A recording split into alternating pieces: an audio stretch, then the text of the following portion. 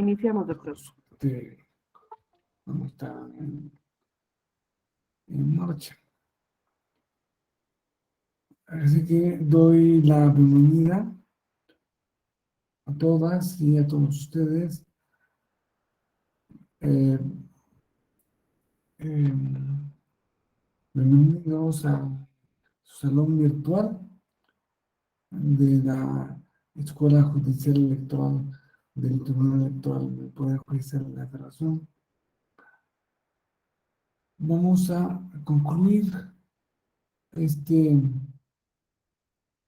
este módulo de agravios y sentencias. El día de ayer estuvimos viendo lo que corresponde a los agravios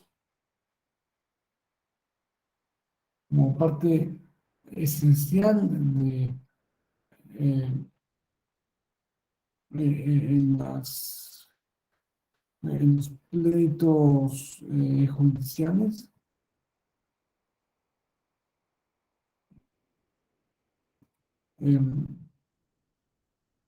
Y el día de hoy vamos a ver los parámetros fundamentales que se refieren a las sentencias.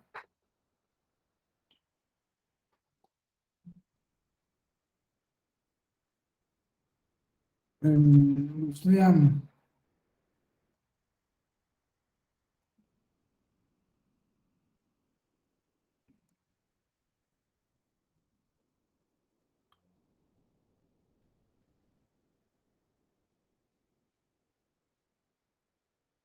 comenzar señalando que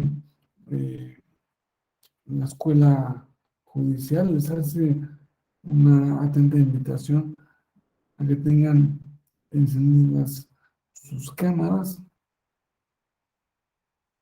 a fin de que podamos verificar eh, exactamente su presencia en esta clase a, a-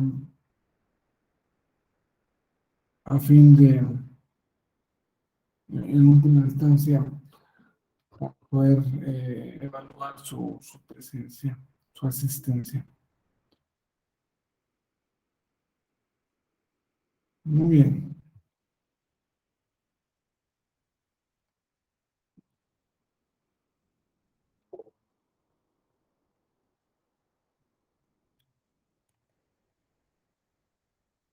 Mm, Las, debemos comenzar por señalar el diferente papel que han tenido la interpretación de qué es una sentencia. La sentencia, hasta hace un poco, no mucho, se entendía como una especie de acto de autoridad. ¿No? Es un acto de autoridad, no ha dejado de hacerlo. Pero un acto de autoridad, en ese caso particular, en la autoridad judicial, que crea y modifica o extingue derechos y obligaciones, y que incide directamente sobre la esfera de los derechos y obligaciones de las partes, de cada uno de, de, de cada una de las personas o instituciones que se han acercado a un ente jurisdiccional para resolver una controversia. no ha dejado de hacer eso, pero ahora se entiende de una forma muy diferente. Me gustaría regresar la memoria hasta las, digamos, primeras sentencias del Poder Judicial que, que tenía, bueno, no era pues, de los distintos juzgados, tribunales en la época colonial. Ellos tenían prohibido, prohibido señalar por qué, el porqué de tus determinaciones. Ahora es obligatorio fundar y motivar las sentencias. Es decir, fundar es decir, en cuál norma jurídica me estoy basando y motivar es que esa norma jurídica se aplique en este caso concreto. Ahora es obligatorio. Antes no. Antes estaba prohibido. ¿Y saben por qué estaba prohibido? Por la simple razón de que los jueces, los tribunales, eran representantes del rey. Y el rey era representante de Dios. Bueno, con sus más y sus menos, la presencia divina, la presencia de Dios, estaba presente en todo lo que sí era la autoridad, en todas las sentencias. Entonces, por eso, a Dios no le pides explicaciones de nada. Bueno, y cuando se las pide ya es que puede cambiar este paradigma. Pero se entendía que, pues, si la real audiencia de X decía que tú debes dar tu caballo al, al padre,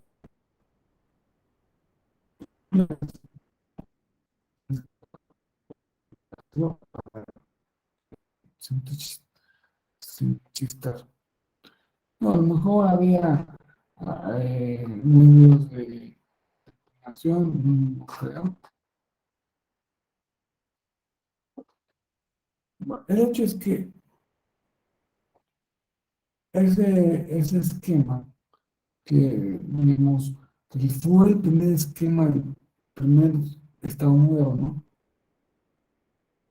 se modificó y con el Estado moderno, o sea, después de la independencia, con la obligación de, de fundar y motivar las resoluciones, todos los jueces hacían eso, daban su veredicto y pues presentaban una justificación legal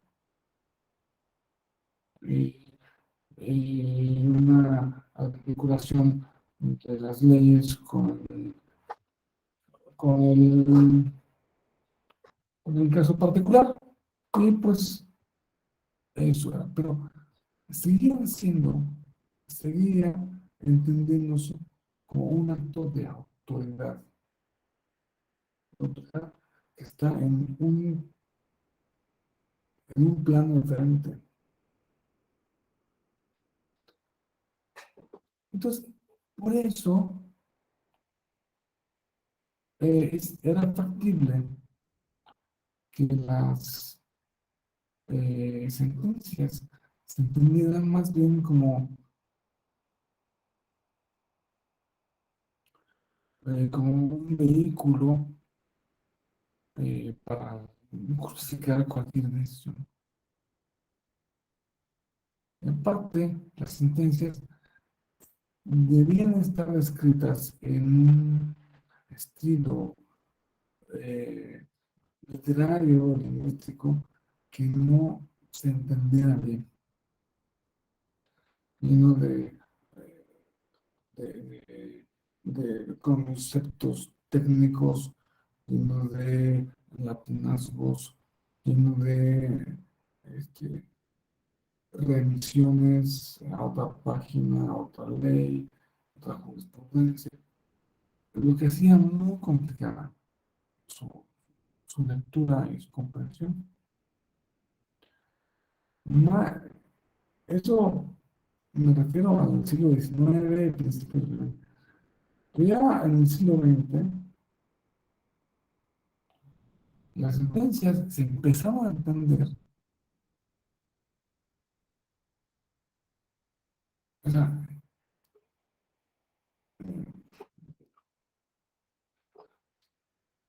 como un mecanismo para confundir a las personas. Por eso, en cada sentencia había una sentencia, pues podría ser, podrían llegar sentencias de 800 páginas, de 2000 páginas, porque no es que la decisión y la resolución lógica judicial fuera tan abarcada tanto, es que la mayoría de las veces estaban llenas de transcripciones. Y el juez de primera instancia dijo, y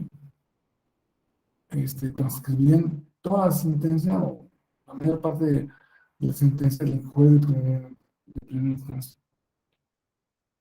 Es que también aquí se aplica el, la jurisprudencia prendiana y se reproduce toda la jurisprudencia o todo el capítulo de una ley. Entonces, leer la sentencia de esas era, eh, ¿qué le puedo decir? Es un libro de doctrina de derecho. Es, Era como regresar a la universidad a estudiar los fundamentos de, de, de tal legislación, qué se ha hecho, en qué se han expresado los otros tribunales, qué ha dicho la doctrina al respecto. En fin, podrían llegar, les digo, sentencias de 2000 páginas, finalmente, cuando el, la, el meollo lógico, jurídico, por el cual se eh, decidió el juez o la jueza por una decisión o por otra, no había muchas juezas. Juezas hay más en épocas más para acá.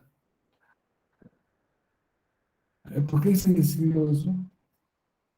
Lo podías compactar en, no sé, en 5 páginas, pero esas 5 páginas tenían que ir acompañadas de 700 páginas de paja.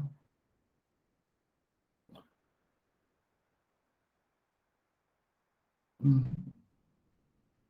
Entonces, ya se ha cambiado mucho el estilo.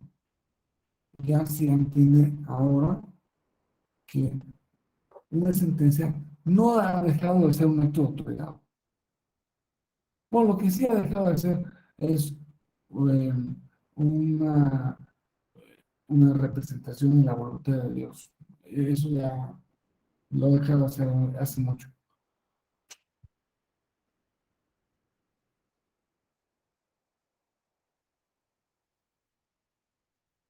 Se entiende como acto de autoridad, pero también se entiende ahora mismo como acto de comunicación. El, el tribunal está hablando a alguien. Entonces, por eso, pues, tiene que ser claro eh, en su manera, en su escritura. Se privilegia ahora la claridad ante todo. Porque ¿a quién va dirigido a quién se dirige una sentencia? Podemos decir, ustedes corríjanme, en principio, a las partes, ¿no? Usted al actor y a la manada.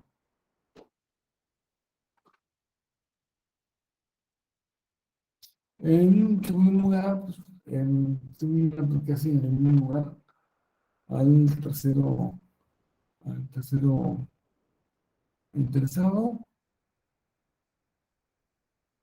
al coadyuvante,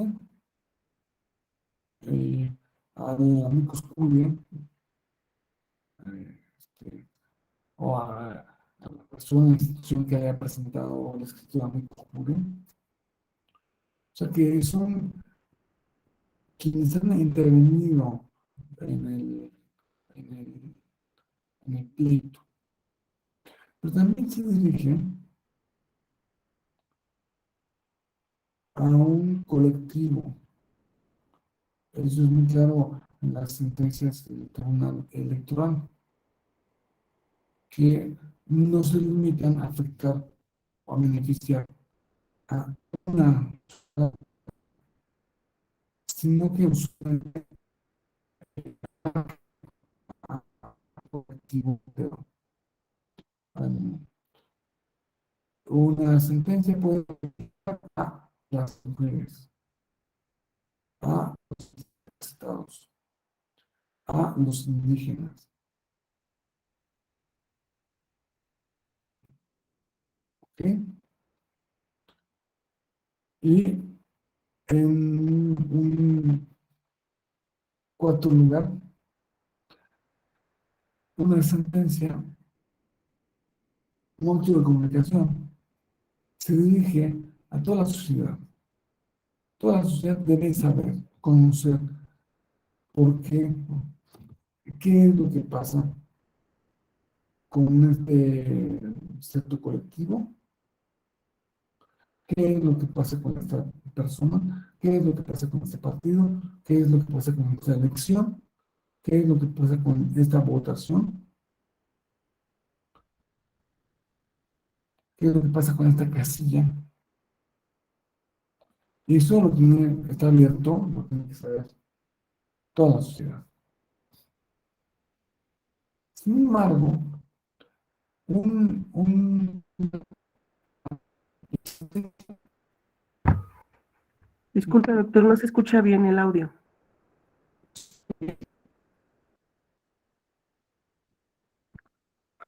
dígame si ahora mismo se escucha mejor. Sí, quiero que me confirmen si se escucha mejor. Eh, lo que digo, o lo escuchan muy bajito, o intercortado, o, o cuál es el. Bueno, en realidad se distorsionó ahorita lo que estaba diciendo, o eso es lo que percaté yo ahorita. Ah, ok. Pero ya se escucha bien. Sí, Ah, ok, muy bien. Bueno, entonces, no sé si no me quedaste que una sentencia va dirigida a las partes, a un colectivo, a, a las autoridades, a toda la sociedad, y también una sentencia se dirige al mismo tribunal. Se está hablando a él mismo. ¿Por qué? Porque así, con una sentencia, se están creando precedentes. Una sentencia es lo que eh, va a tener que sujetarse, ese mismo criterio lo va a tener que sostener después, en casos posteriores. Puede ser que incluso con una sentencia se forme una línea jurisprudencial. Con una sentencia también se crea doctrina. Entonces, podemos ver que las sentencias son el elemento más importante de la creación que puede llevar a cabo un tribunal, un, una entidad jurisdiccional.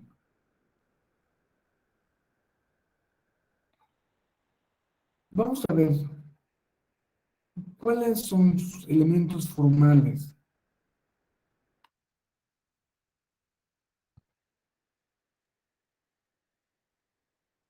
Una sentencia, según el artículo 22 de la Ley General del Sistema de Medios de Impugnación Intelectual,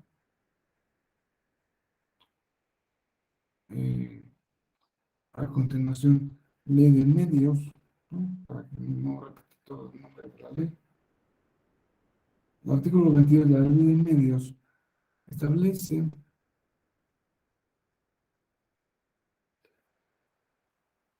que las sentencias deben constar por escrito. No cabe ninguna sentencia oral. Y aparte por escrito,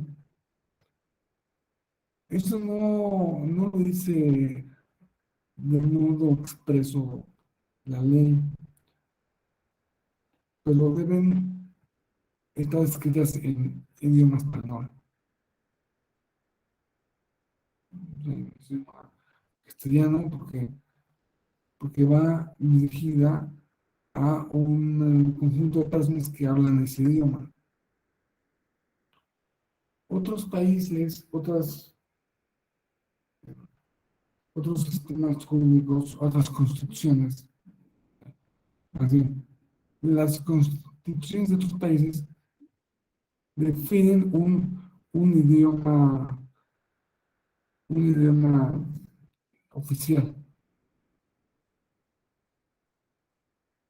Aquí no tenemos idioma oficial. Se entiende que todo tendría que ser en español,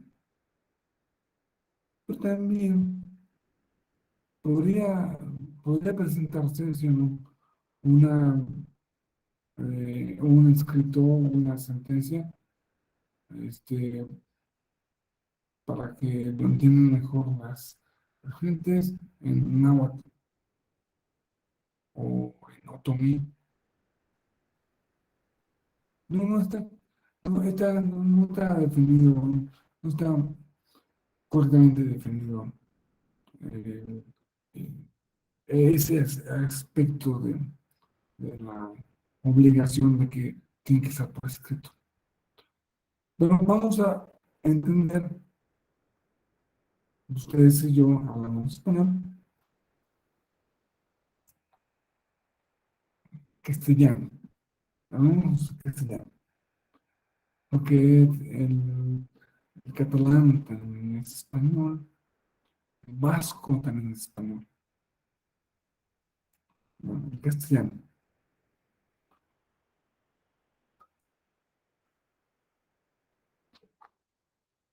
deben cumplirse, debe cumplirse la fecha, lugar y órgano que dicta la sentencia.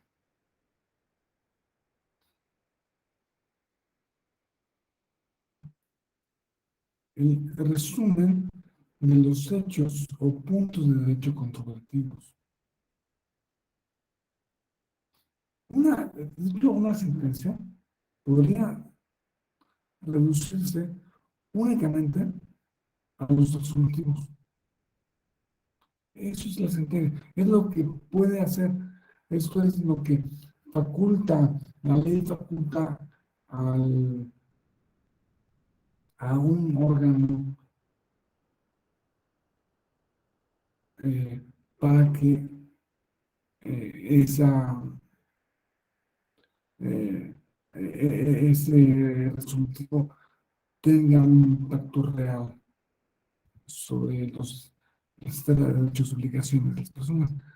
Pero, pues, o sea, si se queda con el resolutivo, no, o sea, el resolutivo tiene que ser acompañado de, pues, quién, dónde, cuándo se, se establece, se dicta la sentencia. Porque el resumen de los hechos reales, los hechos fácticos, o sea, los, eh, puntos controvertidos, los fundamentos jurídicos, el análisis de agravios, o sea, después de decir, esto es lo que pasó, entonces se plantean hechos de agravios y el juez tiene que estudiar cada uno de los agravios, como vimos ayer, que hay unas reglas que deben seguir, que se debe seguir en el estudio de los agravios.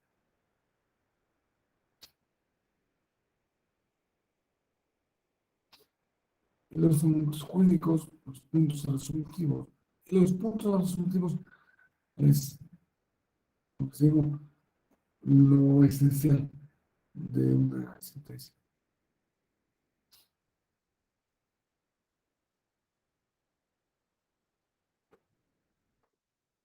Y en su caso, plazo para el cumplimiento. Puede ser que se establezca un cumplimiento escalonado o un cumplimiento inmediato o un cumplimiento dentro de ciertos días.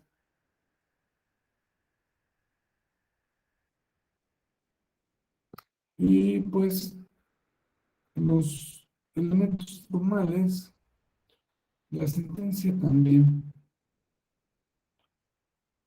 eh, podemos determinar que son los siguientes: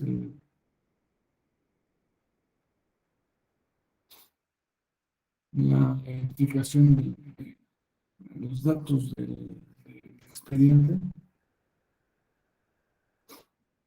porque toda sentencia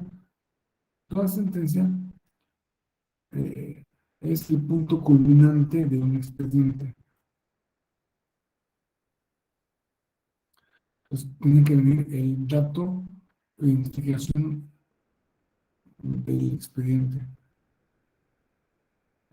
En materia electoral, los expedientes se forman por una, una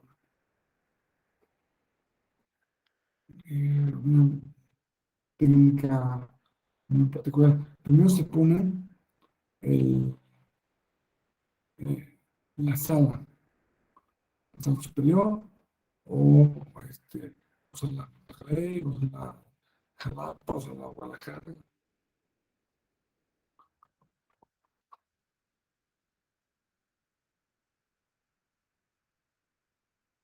Este, después pone el tipo de medio de impugnación.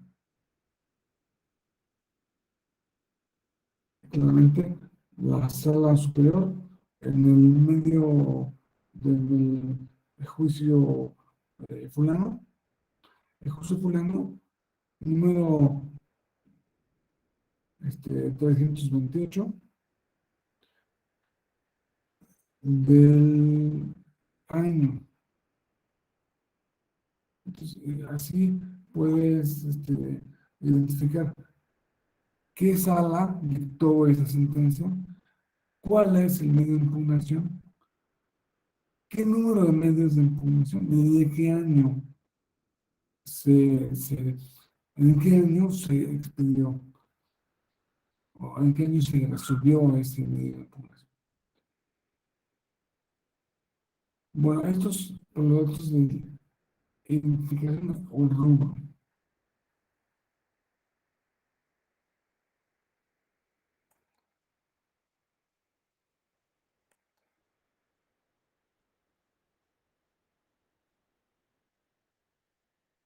El, ahora vamos a ver ejemplos de cada uno de estos.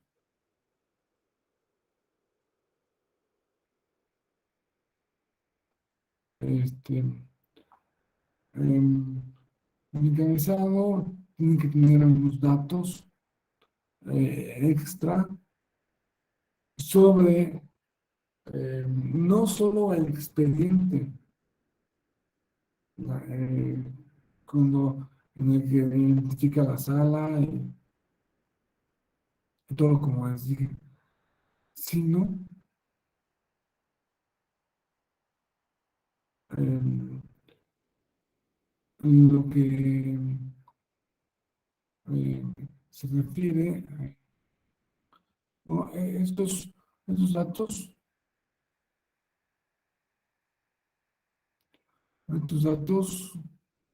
el- los datos del rubro y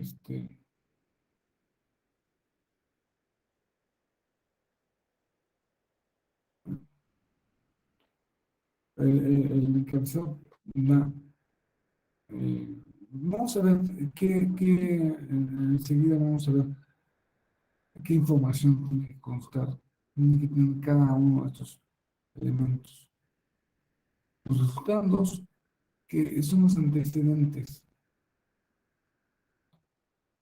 Eh, Sabemos que nuestra profesión es muy conservadora, tan conservadora que seguimos utilizando las mismas palabras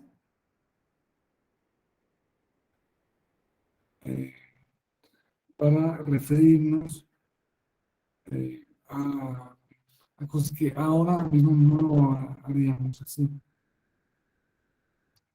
Por ejemplo, decimos resultandos.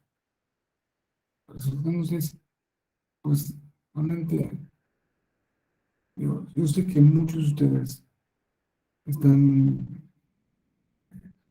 realmente familiarizados con las sentencias y que a lo mejor realmente es su labor profesional ordinaria.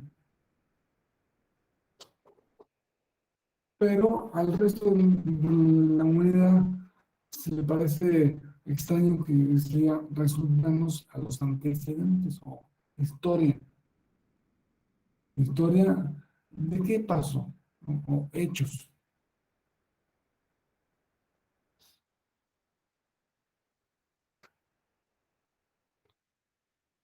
Pero esas palabras, resultándonos y considerándonos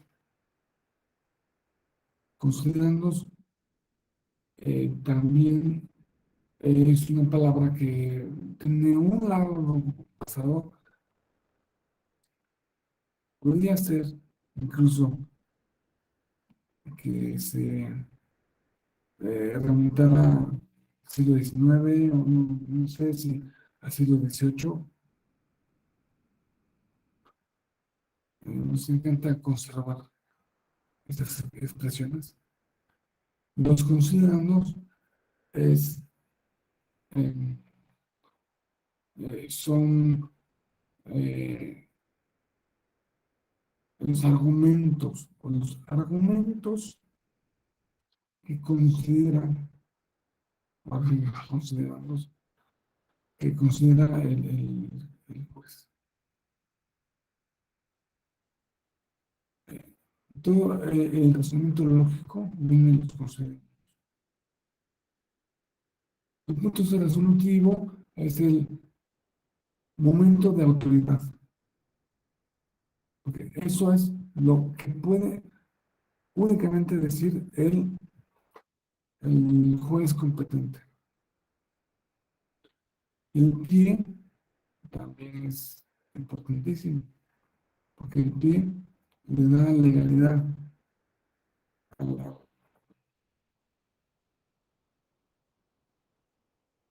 es lo que hace, es la certificación de que ese documento es una sentencia dictada por un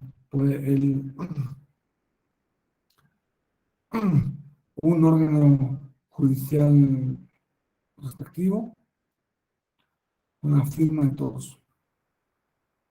Y puede ser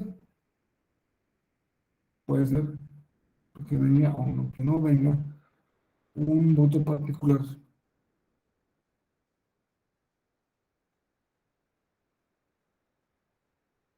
de algún magistrado, ministro, en el caso de la Corte, que no comparta el sentido, ni el resolutivo, ni el razonamiento.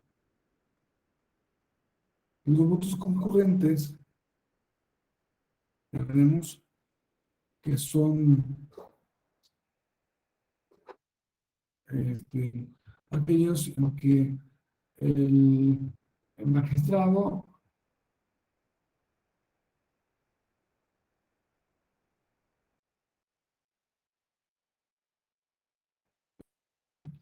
el resolutivo tomado, pero no estoy de acuerdo con el razonamiento. O sea, sí estoy de acuerdo con que le hayan quitado eh, el, el registro a este partido político, pero se lo deben haber quitado por otras razones. Vamos a ver lo que corresponde al rubro.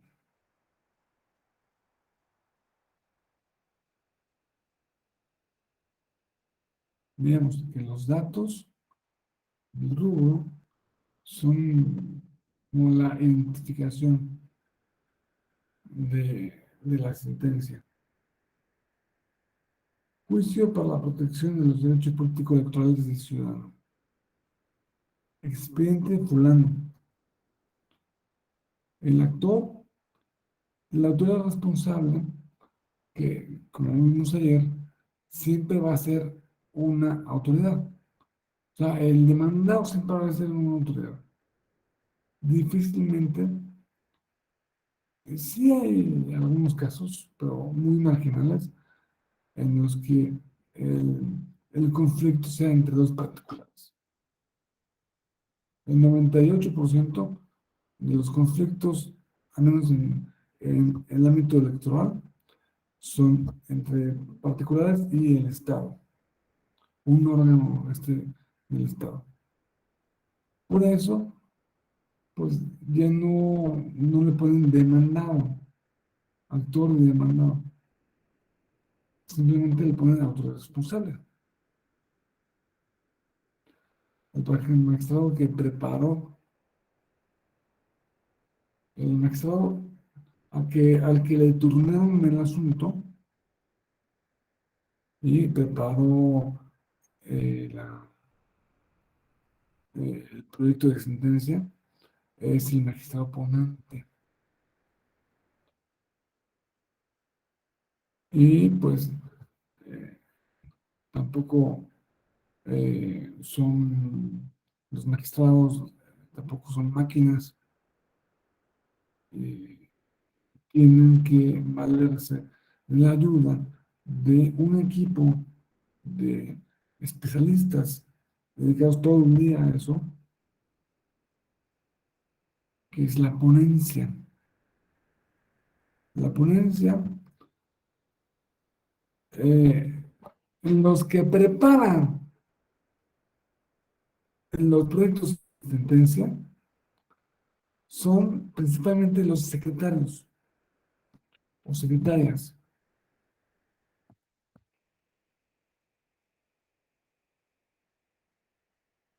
porque a una ponencia le pueden traer tranquilamente eh, 10, 15, 10 o 15 asuntos al mismo tiempo. Entonces, bueno, asuntos que cuando te llega un asunto así sencillito, pues en el expediente sí debe, no sé, de, de 80 páginas, pero pueden venir expedientes que, con cajas de documentos, no sé, 10 cajas de documentos, y tienen que analizarse cada uno de esos, cada página de cada una de esas 10.000 páginas. Pues se comprende que el magistrado tal cual no lo va a hacer, que tenía su equipo para hacerlo, y que su equipo, pues, eh, normalmente son gente muy competente. Está compuesto por personas que saben muy bien su negocio, que han estado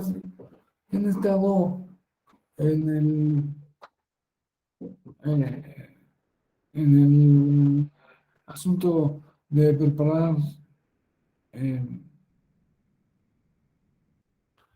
eh, proyectos de sentencia durante muchos años. Es alguien es una gente que sabe mucho. Y ellos son los que finalmente arrastran el lápiz.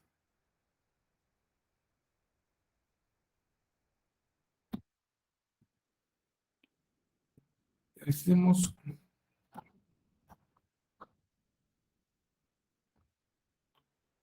del encabezado también,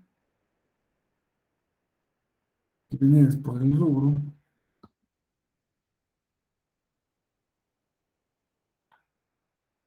Aquí la, el lugar y la fecha.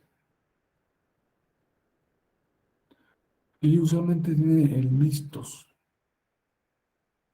No, este vistos es eh, eh, puede variar mucho, puede variar de sentencia a sentencia. Digamos que cada magistrado tiene su estilo propio, pero ese es un estilo muy tradicional, que comienza por vistos los autos del expediente fulano, es decir, habiendo analizado todo lo que está en el expediente, habiendo analizado todo el expediente en eh, que se plantea la resolución de un conflicto entre fulano y perengano. Entonces, vamos a pasar a, a estudiar lo siguiente. Pues una fórmula, esto de vistos es como una fórmula sacramental. Puede estar, puede no estar. Usualmente sí está, pero puede ser que no esté.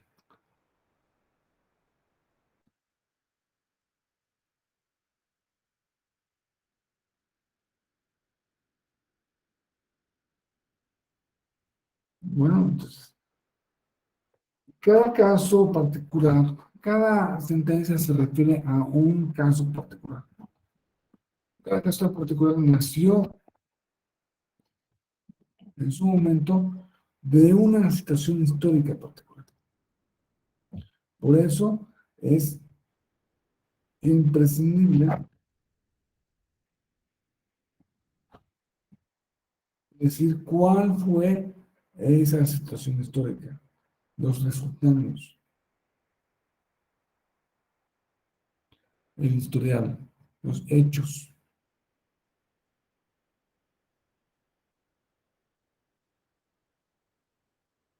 la narración de los, en los hechos del porqué, que justifican finalmente la argumentación que va a concluir en la sentencia, en el resolutivo.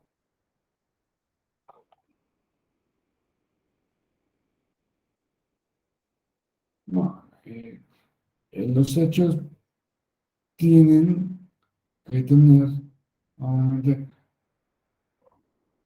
por qué es el conflicto.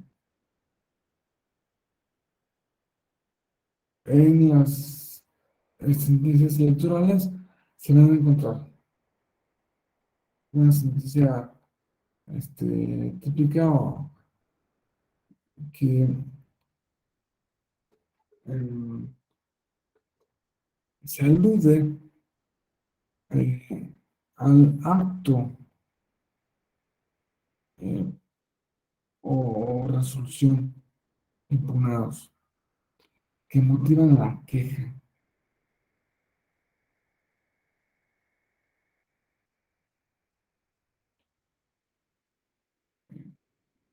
Eh, Se ponen todos los hechos eh, de los que están seguros,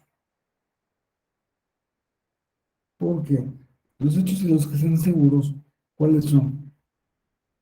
Los hechos en los que están de acuerdo actor y autoridad responsable. Por ejemplo, pueden estar de acuerdo en que eh,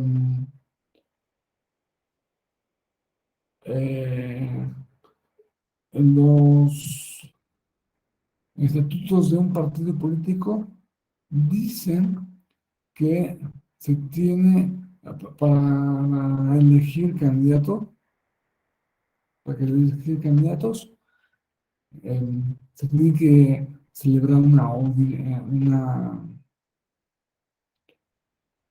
asamblea con todos los miembros del partido. Y que esa asamblea se celebró el día 25 de abril de 2020 y que esa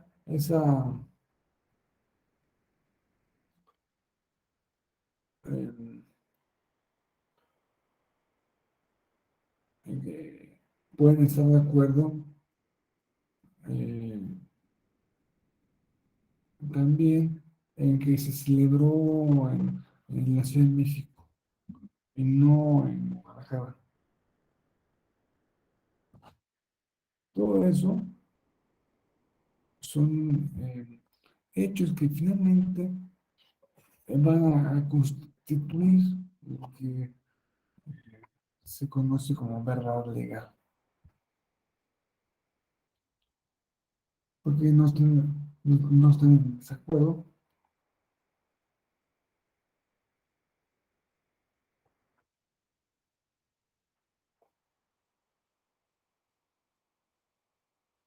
Y pues, si hay algún motivo en desacuerdo, no se pone en los resultados, se pone como motivo se pone parte de los agravios. En los resultados siempre se ponen los hechos en los que están de acuerdo. O sea, la verdad absoluta,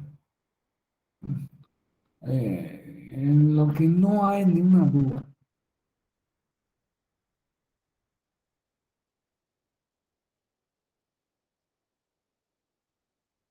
Y pues, los que les decía que la ley no exige la transcripción de nada. Antes se solía transcribir el acto impugnado. Ahora pues, se puede hacer una alusión al acto impugnado, pero no se transcribe, porque pueden ser acuerdos del, del OPLE, pero puede ser un acuerdo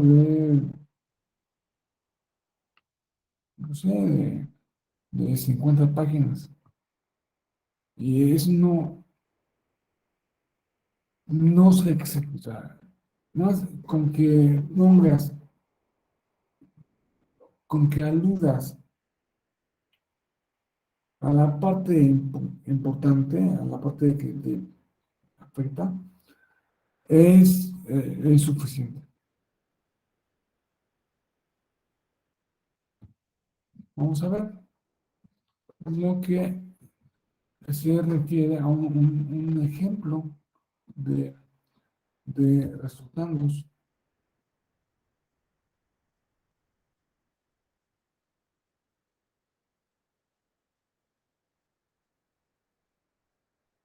Siempre se empieza con una frase.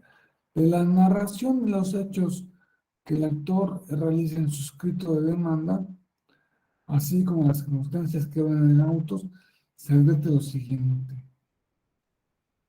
O sea, de lo que contó el actor, más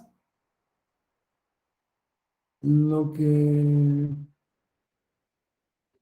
a lo mejor no le contó el actor, pero eh, eh, se puede eh, deducir de otros papeles, otras constancias que obran en, en el expediente, se advierte lo siguiente. ¿No? Se otorgó el registro al PAN. Este, el día fulano, por medio del acuerdo fulano, el Instituto Electoral de Chihuahua le otorgó el registro a Javier Corral Jurado como candidato del PAN a la gubernatura de la entidad federativa. Dos, el juicio eh, el 4 de abril del presente año, Juan Aguirre, Fernando Don Juan Aguirre, presentó un JDC para impugnar,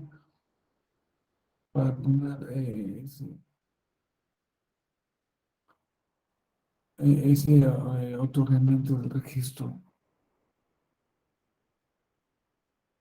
Tres, el 15 de abril de 2016, el Tribunal de Chihuahua emitió la resolución correspondiente, los términos siguientes. A ellos no más o menos, para darnos una idea. los resultados. Ahora, los consideramos los razonamientos, pero esto no es solamente los razonamientos lógicos.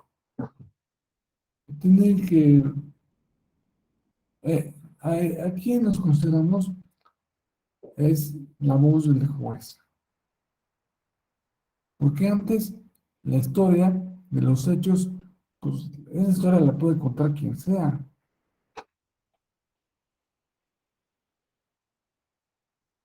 Y esto ya empieza a ser, repito, una cosa que únicamente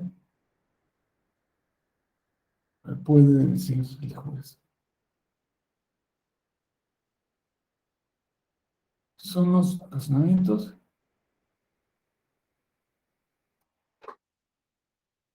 que se utilizan para justificar.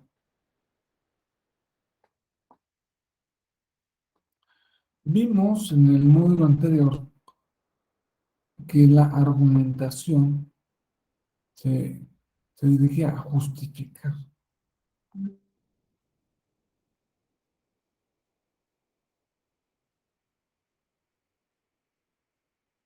Si esta parte argumentativa es la parte argumentativa de la sentencia.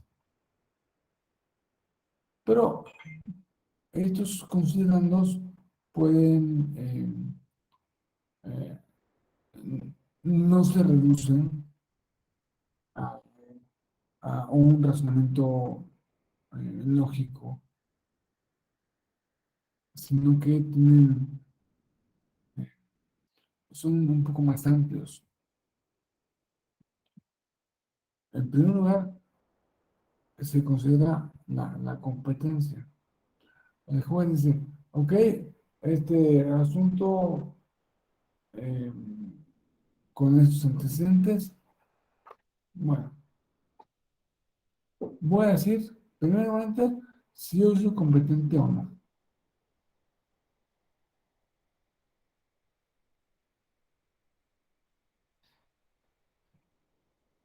Es un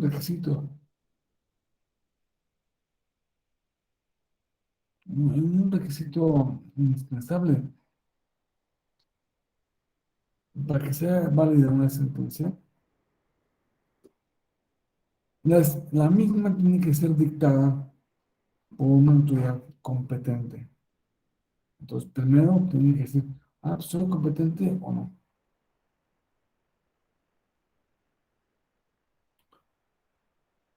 Este, si el juez o el tribunal determina que no tiene competencia, entonces aquí se acaban los considerandos.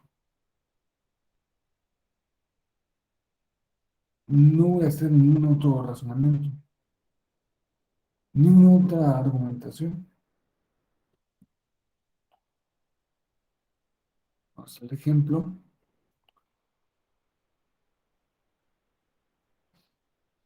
Este, la sala superior es formalmente competente para conocer de JDC de conformidad con lo que dice la Constitución y con lo que dice la ley orgánica y lo que, ¿no? Aquí se establece el requisito. Toda sentencia tiene que estar fundada y motivada.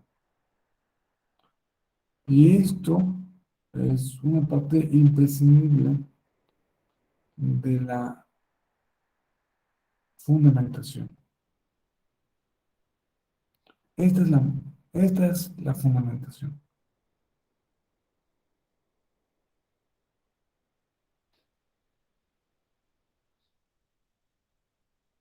Luego, si se han presentado más juicios eh, conectados, similares, se puede, se puede haber declarado su acumulación.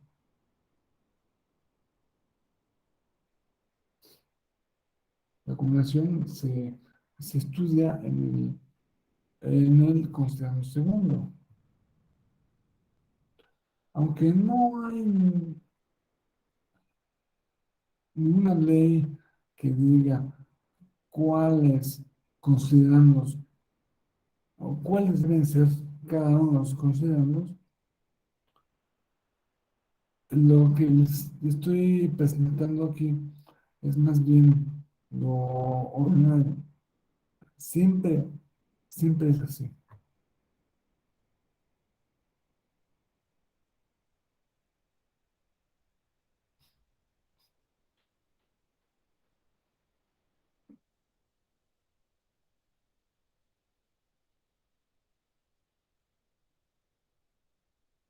Nos han presentado más dos o tres casos, o no sé, se pueden presentar 1000 casos en los cuales el acto impugnado sea el mismo y la autoridad responsable sea la misma. Entonces lo que se hace es acumularlos, acumularlos al primero que se presentó.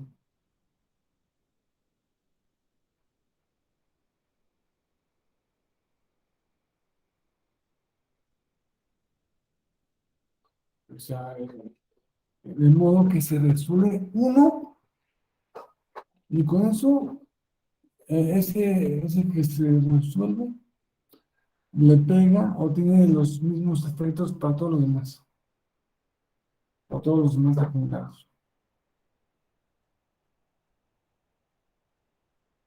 Bueno, se tiene que analizar, muy importante esto también, las causas de improcedencia.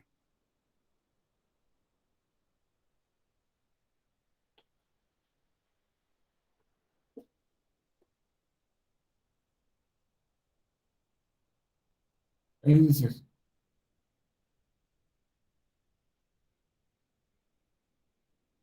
si hizo competente,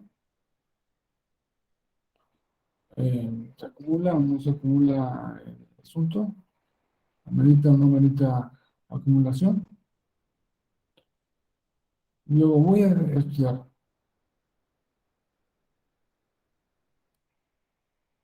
si, si amerita esto que yo lo siga conociendo. Es decir, si amerita este asunto que yo le dé entrada.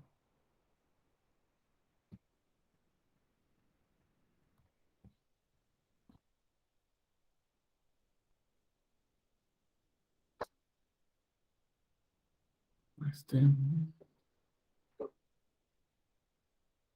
si hay unas causales de improcedencia que aquí no vamos a ver, no es motivo de este curso ver las causas de improcedencia, pero es eh, unas características que tiene el asunto presentado, por medio de los cuales no amerita eh, que lo siga conociendo el tribunal. Entonces, se desechan. Si, si, si se presenta alguna de las causales, entonces la sentencia aquí se acaba. Aquí se acaba, acá se acaba con un desechamiento.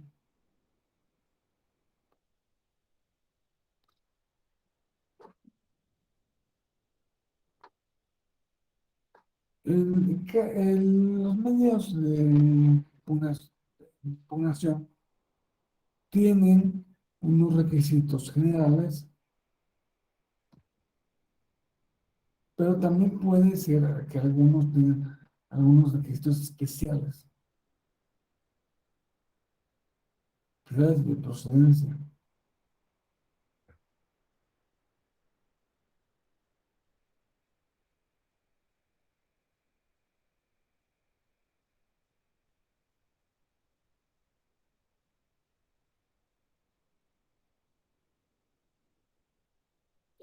No es el caso de la legitimación, personería, determinancia, etcétera.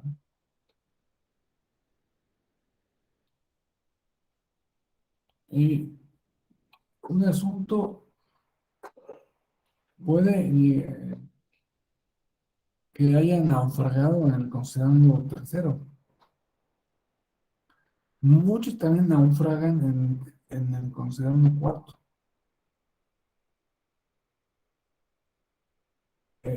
Considerando de los requisitos de especial de procedencia.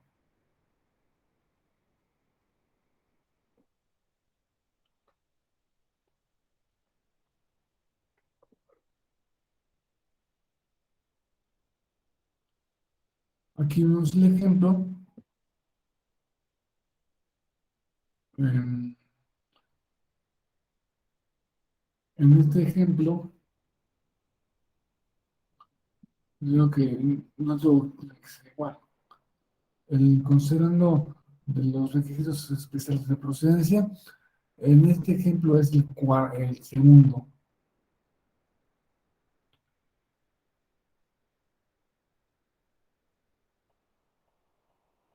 ¿no? Depende de cada asunto, depende de cómo venga, de cómo se presenta. O sea, se estudia la forma, la oportunidad, se presentó en tiempo o si no, o si tienen 4 días y se presentó al día quinto, pues, pues va para, naufraga, va para atrás. La legitimación, el interés jurídico, definitividad de firmeza, también se estudia eh, si, mm, si no debió haber agotado algún otro medio de impugnación anterior.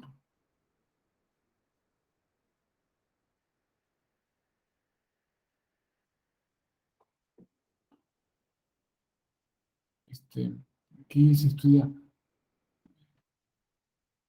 también se estudia qué tan firme es la resolución que está combatiendo.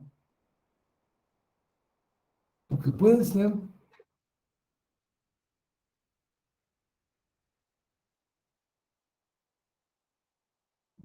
la mayoría de las veces que no haya segunda instancia, pero pues puede ser que sí la haya.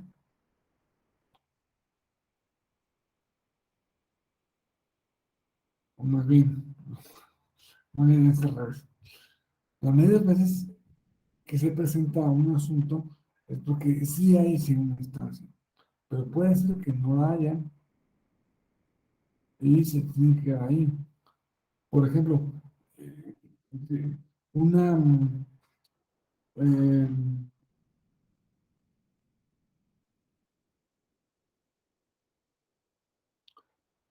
una competencia exclusiva de una sala regional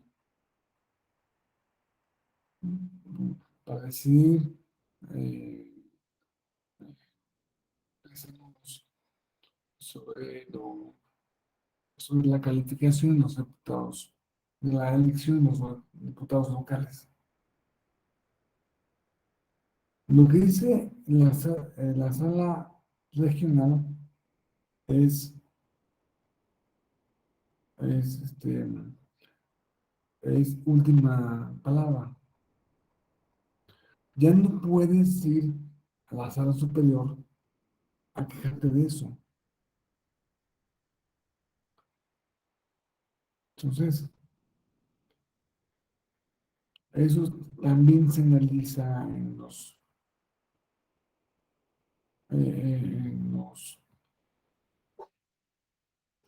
considerandos hasta que llegamos al, considerando del el estudio de fondo del análisis de la controversia. Ya un asunto que pasó todos esos filtros, bueno, bueno, ya vamos a conocerlo de fondo. Ya vamos a estudiar qué dijo, por qué lo dijo y si tiene razón o no tiene razón.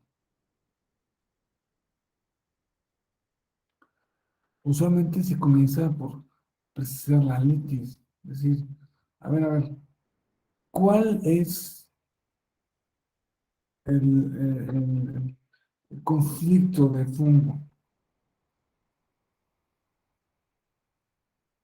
¿Cuál es el conflicto de fondo? El conflicto de fondo, en este ejemplo, es que em, se presentó el PAN presentó extemporáneamente la solicitud de registro de Javier Corral como candidato a la gobernatura del estado de Chihuahua. Entonces, podemos ver que antes que esto es otro partido político, pensemos en el PRI. El PRI, todos los partidos se andan metiendo se andan metiendo el pie unos a otros a ver cómo, puede hacer más daño al otro.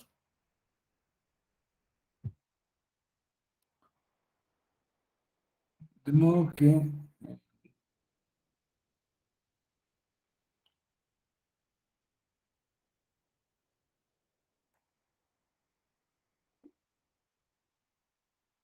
no, super,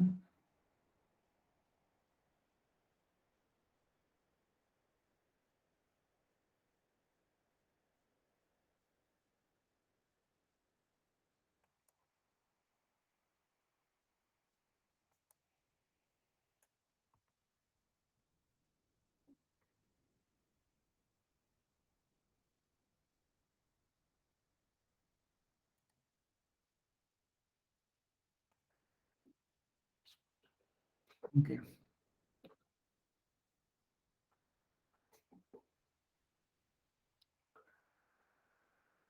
Y después de hacer todo este estudio, eh, se hace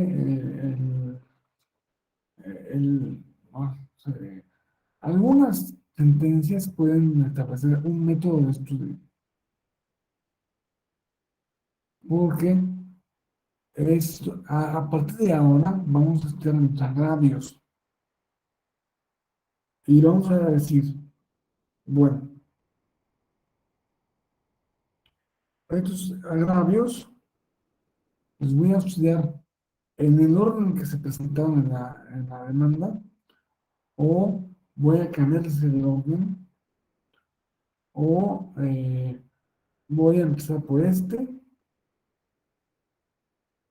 y voy a meter los demás, según las reglas que vimos ayer, de los estudios de los agravios. Ya que se estudian los agravios, se llega finalmente a la decisión, si tienen razón o no. ¿Están fundados o no? O, o no, o no están fundados los agravios. ¿Son operantes o no son operantes? O no son operantes los agravios. Entonces, según esto, vamos a suponer que en algún caso se llegue a, analizar el agravio, este, el agravio que el actor presentó como número 3, pero yo lo voy a analizar como número 1. Lo declaro fundado y con ese agravio se, se, se da por satisfecha la,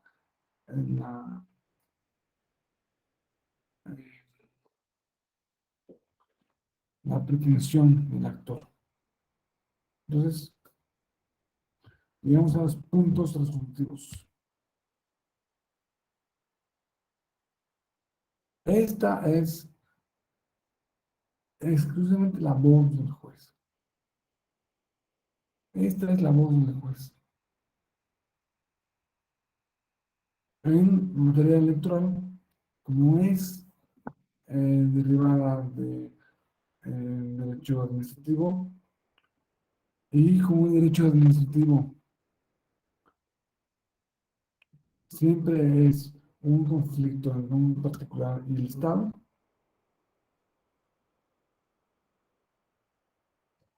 eh, siempre la decisión puede ser confirmar, modificar o revocar el acto o resolución impugnados.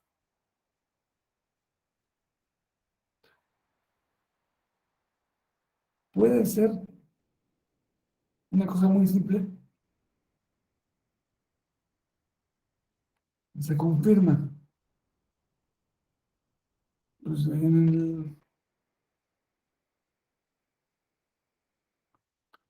se confirma y punto y final. Si se modifica, pues hay que decir en qué términos se modifica o qué es lo que se modifica. Usualmente, lo que se modifica no se expresa en los resolutivos, sino que vienen en los considerandos. Cuando se analizó ese agravio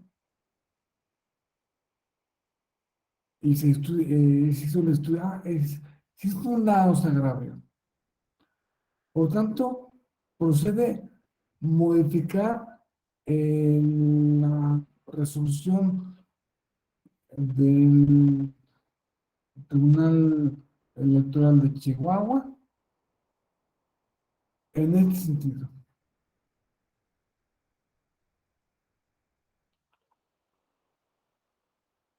Es decir, los puntos resolutivos suelen ser muy breves. Y al final como parte del resolutivo, se ordena la notificación a las partes, a la autoridad responsable, les digo que va dirigido a todo el mundo. Y como el tribunal no tiene espacio para guardar tanto papeleo, se devuelven, no todo el expediente, a veces se conserva una parte del expediente, actualmente se digitaliza, pero la mayor parte del papeleo se devuelven las constancias a la autoridad responsable. ¿Por qué a la autoridad? Es que ustedes deben saber que los actos, los medios de impugnación que son pletos contra la autoridad se presentan ante esa misma autoridad, ante el INE, ante el OPLE, ante el Tribunal eh, Electoral del Estado, siempre se presenta. Y por lo tanto, el Tribunal Electoral o el INE o el OPLE o quien sea que reciba esa información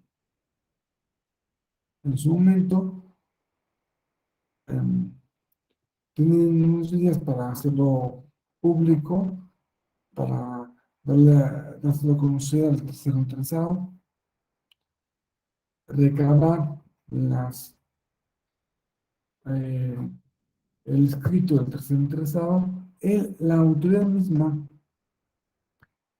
em, hace su,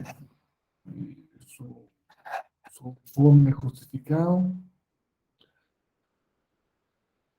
de modo que lo que le llega al tribunal ordinariamente es el expediente completo, el expediente con la demanda, con la contestación del autoridad responsable, con el escrito del tercero interesado, las pruebas que vienen preconstituidas y pues los documentos que dan, que acreditan la personería del apoderado, del litigante que presentó la demanda. Todo eso, todo eso es lo que recibe el tribunal. Hay algunas veces que recibe la demanda directamente, pero es la menor parte de las veces. Vamos a ver un ejemplo resolutivo. Por lo expuesto infundado se resuelve, único se confirma.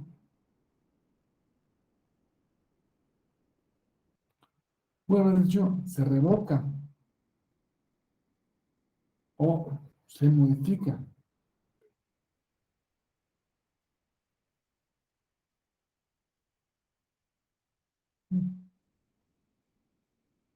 Notificarse como corresponda y devuélvanse los documentos atinentes en su oportunidad y archívese este expediente como asunto concluido. Hace 10 años, las sentencias decían, notifíquese personalmente al actor, eh, notifíquese por cédula a la autoridad, notifíquese por estrados, ahora ya no, ahora notifíquese como corresponda. Se supone que los actuarios que les tocan hacer las notificaciones saben de qué modo se notifica cada quien. Ahí no hay que repetir lo que se supone que ya saben los actores.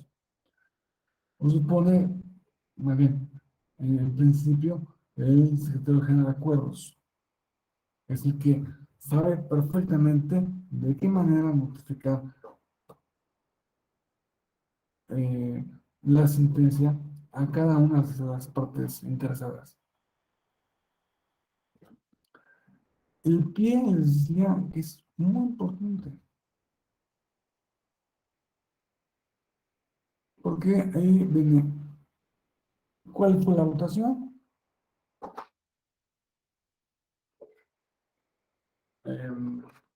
se mencionan los nombres de los integrantes, la firma, una raya en la firma cada uno. Si mató a uno, si fue de vacaciones, se debe expresar por mayoría o unanimidad de 6 votos. El magistrado perengano de tal está en comisión. O está enfermo.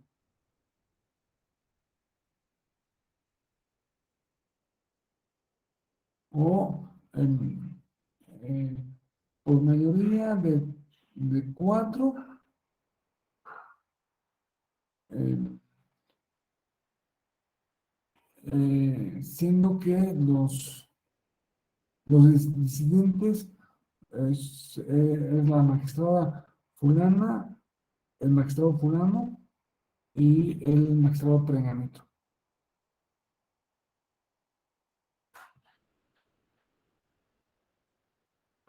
Y al final dice una cosa muy importante. Ante la Secretaría General de Acuerdos, quien autoriza y da fe. Esto es muy importante, porque si no sería un papel más. El secretario general de Acuerdos tiene fe pública, actúa como un notario público. Entonces,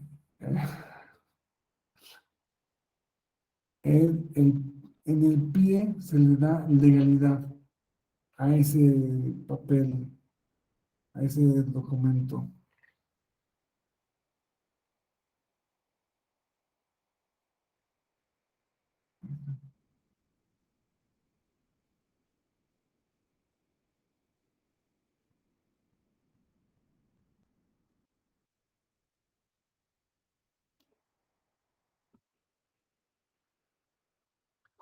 Pero les comentaba que puede venir con un voto particular o un voto concurrente.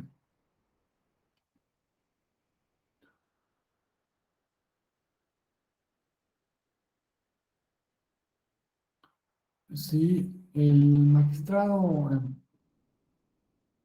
si el magistrado no está de acuerdo con el razonamiento y no está de acuerdo con el resolutivo, puede ser un voto particular. No estoy de acuerdo con las razones,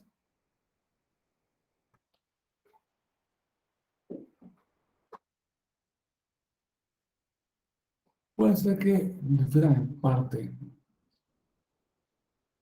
y expresa su disidencia en esa parte.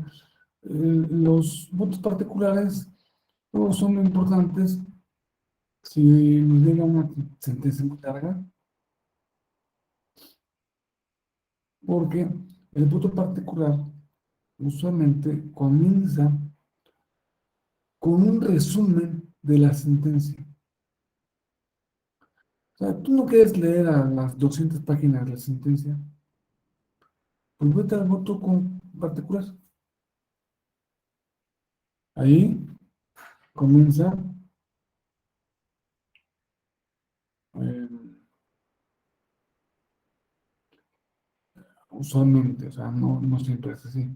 Usualmente comienza por bueno, el resumen de eh, los hechos y los argumentos de la mayoría y los motivos de la disidencia.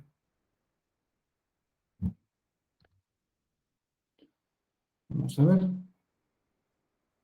El ejemplo. Voto particular que con fundamento en el artículo fulano emite el magistrado fulano respecto a la sentencia dictada al resolver el recurso de fulano tal.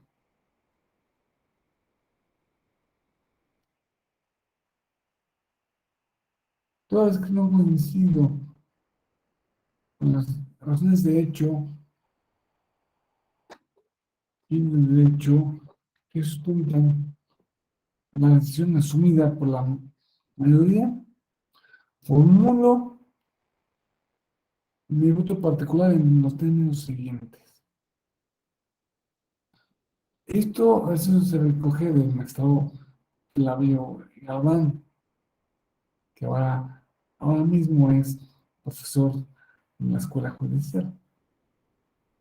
Pero cuando fue, es un señor muy importante, cuando fue magistrado, casi no estaba de acuerdo con ninguna sentencia y siempre hacía votos particulares. Entonces, pobres sus secretarios se la pasaban haciendo votos particulares todas las semanas, hacían dos o tres. En cambio, el voto concurrente es aquel en el que están de acuerdo, un acuerdo en el resolutivo, pero no están de acuerdo en los argumentos.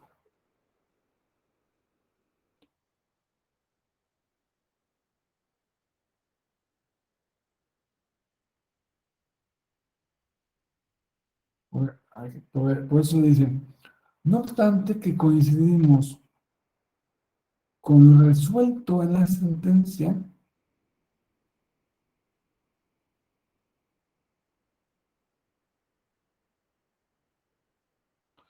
no coincidimos con los argumentos.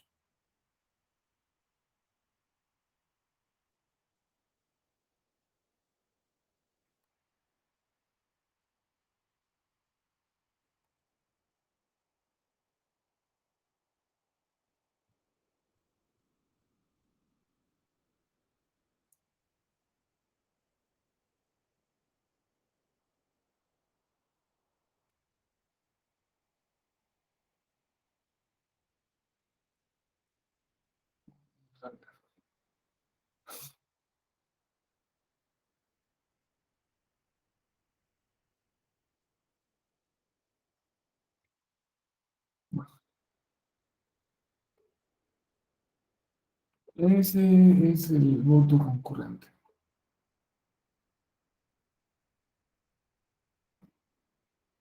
Ahora, me gustaría comentarles que pues, parece ser, y no es parece ser, sino que lo fundamental, la parte de fundamental de una sentencia, a pesar de que haya un argumento, ¿se acuerdan que vimos que la parte de la argumentación tiene una parte mental y una parte emocional? La parte mental, la parte lógica, eh, que se debe expresar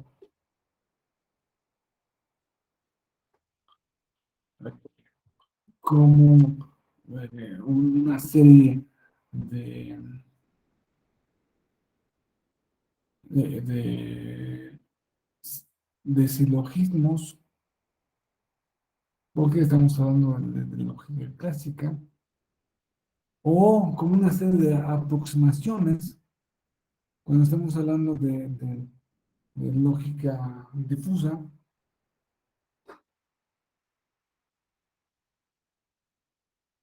también eh, en, digo, en una argumentación no usual, es muy importante también el elemento emocional, porque va dirigido a, a causar empatía en alguna persona, en algún, en el interlocutor.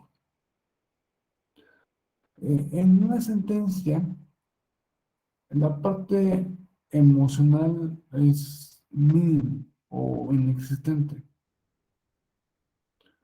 No se va a convencer a nadie, a pesar de que sí son... A ver, una sentencia es un documento de comunicación, que va dirigido a comunicar una decisión de del órgano estatal.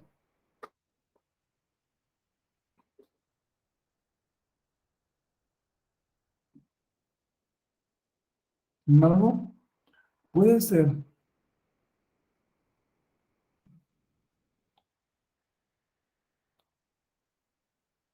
la sentencia no va dirigida a convencer a, a-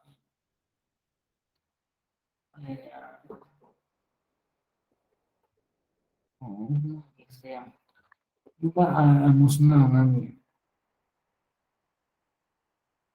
Simplemente se presentó este asunto conforme a esta legislación. Le digamos que el resolutivo debe ser este. Punto. Hay sentencias que sí eh, tienen un aspecto emocional. Yo pienso en las sentencias sobre los medios de impugnación que se intentaron respecto al aborto. El aborto, cuando se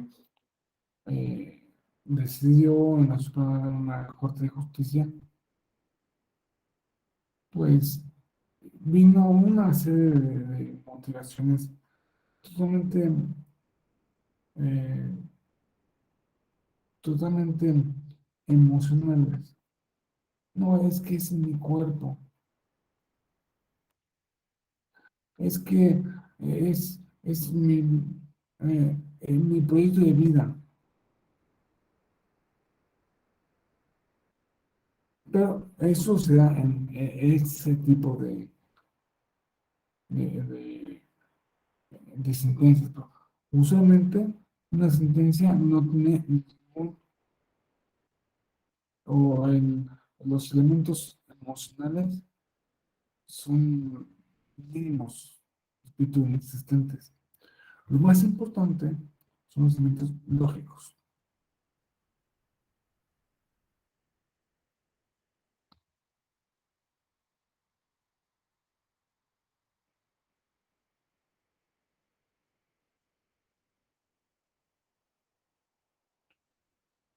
La lógica es mm, no solo importante, sino que es utilizar la lógica es una obligación legal.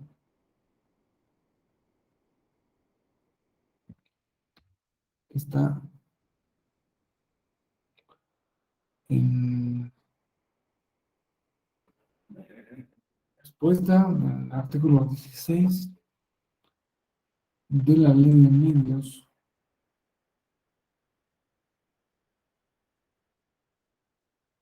El juez, magistrado, debe actuar conforme a las reglas de la lógica,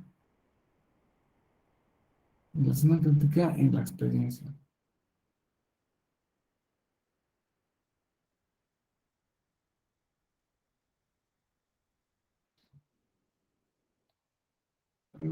Estoy a pasar un,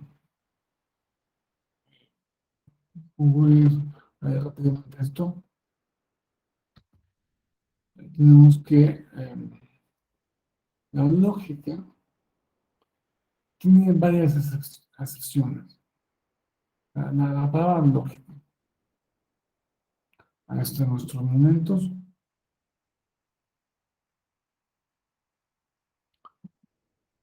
tenemos eh,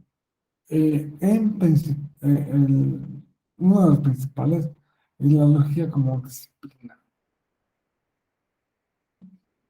como una parte, se ha entendido como una parte de la filosofía, no es parte de la filosofía, porque la lógica pues es parte del pensamiento. La lógica son las reglas del pensamiento correcto. De modo tal que el pensamiento correcto pues, se halla en filosofía, pero también en matemáticas y también en historia y también en medicina, para los que no- anatomía, y también en astronomía y también en cosmología y también en física. O sea, la lógica es una cosa que eh, eh, se puede estudiar como una disciplina, como un grupo de conocimientos que están, eh, que son válidos para eh, eh, para cualquier grupo de,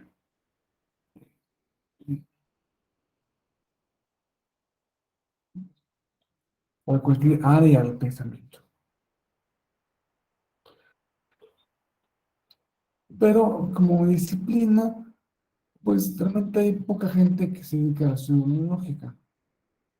O el estudio de la lógica como tal, pues es más materia de, pues, se estudia en algunas carreras,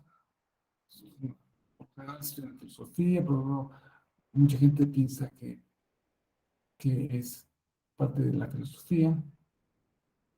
Y también piensa que es parte de la filosofía porque, a lo mejor, porque la fundó ni más ni menos que Aristóteles. Aristóteles fue el fundador de la lógica.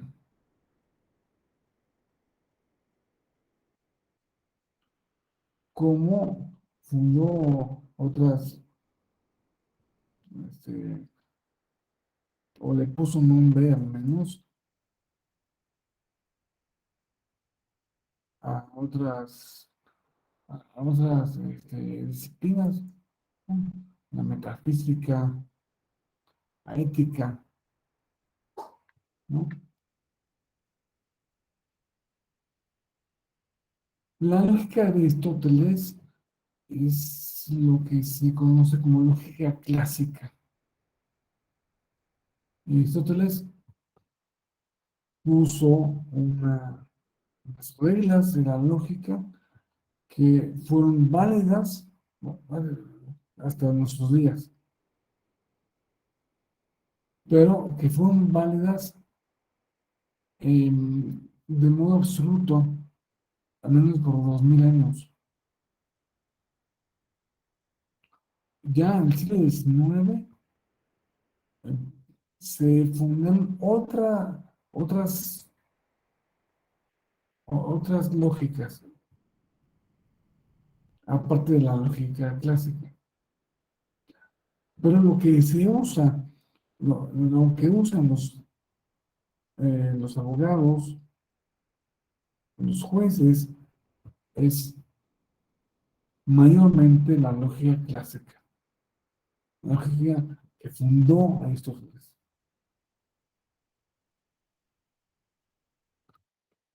Sin embargo, muy pocos jueces, yo no conozco a ninguno, que sean expertos en lógica.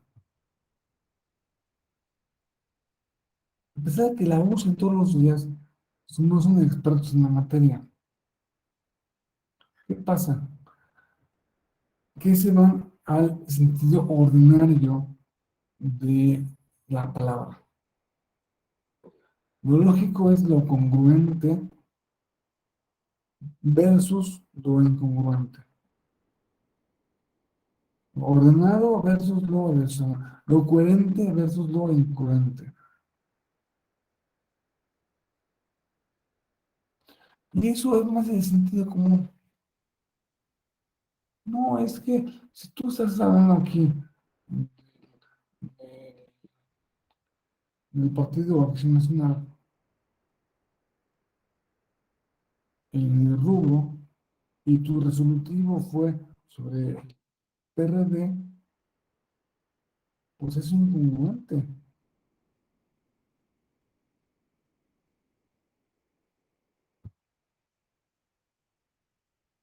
Los elementos de una sentencia, todos deben tener una parte considerable de lógica. Lógica en todo. Lógica, digamos,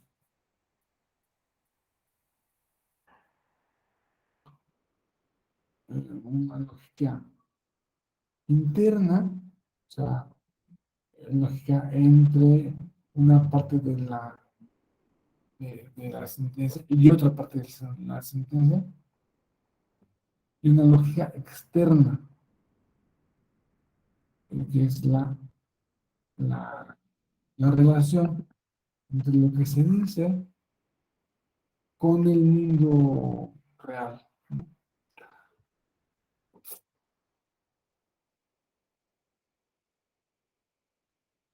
Vamos a ver que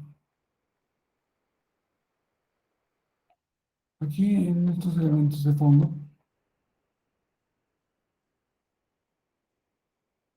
de una sentencia debe existir una parte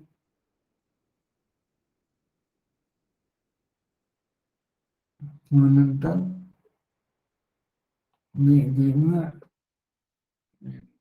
O sea, deben, la sentencia debe relacionar lógicamente las pruebas con la motivación, con los agravios, con la fundamentación, con los hechos, y obviamente todo eso debe ser eh, congruente y coherente con la resolución.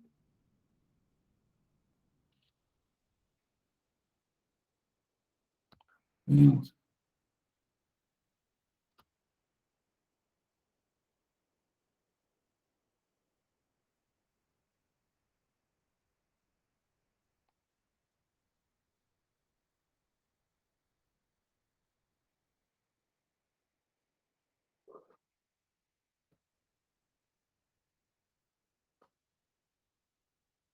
¿de qué va la congruencia externa y la interna?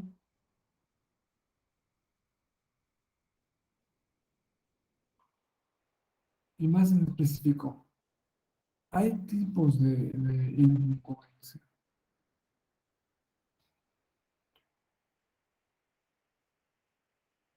Puede ser una sentencia incongruente, eh, porque el resolutivo se refiere a una persona que no está en el rubro.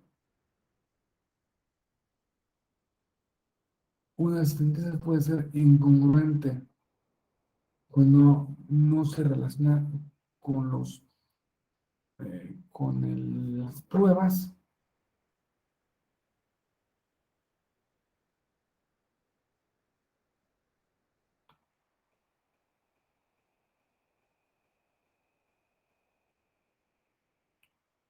y una incongruencia entre los justiciables y la resolución judicial que debe resolverlas.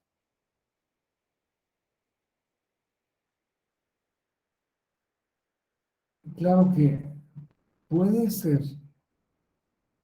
que haya una incongruencia que sí se aceptaba, y es la suplencia en la queja. Si, si el medio de impugnación amerita suplencia en la queja,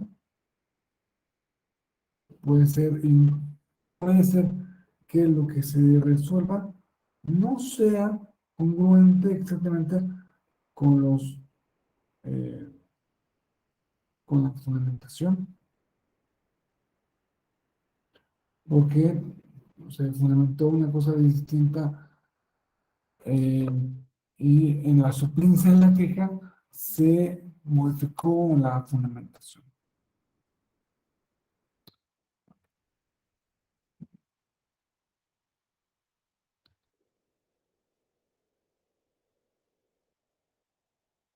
Este, la fundamentación,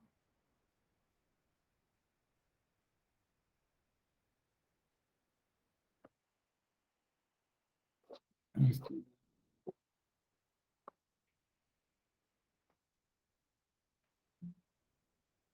debe referirse a los artículos legales, o sea, con fundamentación. Estamos hablando de qué norma es eh, la base de mi resultado. Motivaciones, ¿por qué esa norma se va a aplicar? Y pues tiene los requisitos, la motivación tiene que ser expresa, tiene que ser clara, tiene que respetar las máximas de la experiencia, debe ser congruente con las premisas, debe emplear argumentos compatibles y debe ser proporcionada. No que eh,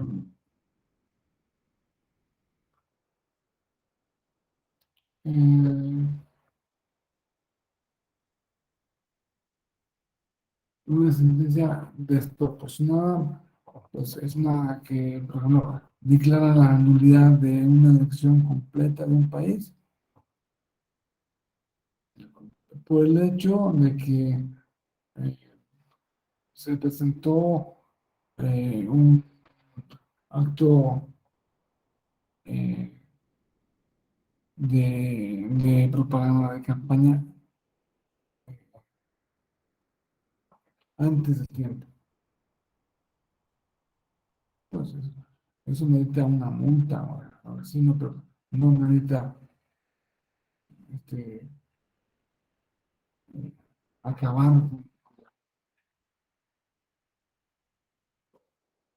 con la elección.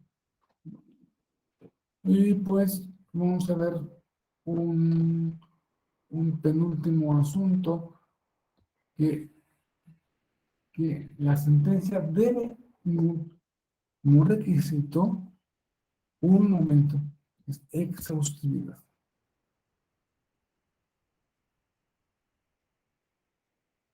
Se debe agotar todos y cada uno de los planteamientos que formuló el actor en su momento en la demanda. Y eh,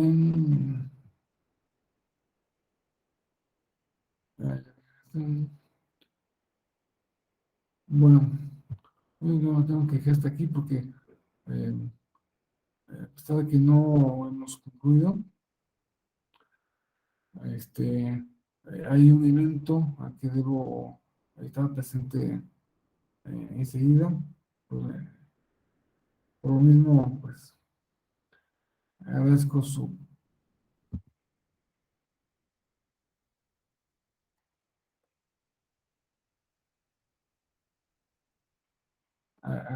agradezco su interés y espero que nos volvamos a ver en este u otro em, diferente eh,